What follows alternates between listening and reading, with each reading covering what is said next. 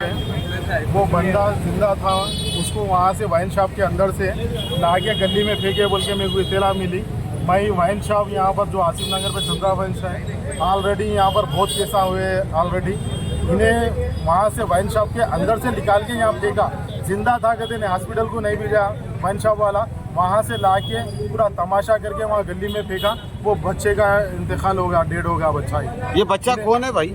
ये अभी नहीं मालूम हुआ मेरे को, अभी मैं मुकम्मल बात कर रहा हूँ एसीपी साहब उसके ऊपर तो बड़ा खून वगैरह मालूम है, अभी क्या है डिटेल नहीं मालूम हो रहा। अभी एक 10-15 मिनट में इंशाल्लाह मैं मालूम करके साहब यहाँ वाइन्स रहने की तरफ से बहुत से इंसिडेंट आ रहे हैं, उसके ऊपर अब तक पुलिस की क्यों कार्रवाई नहीं कर रही साहब?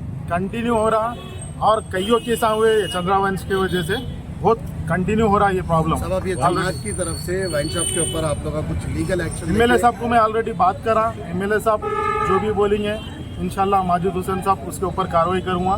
जो भी रहेगा एमएलए साहब से मशवरा करके इंशाल्लाह इसके ऊपर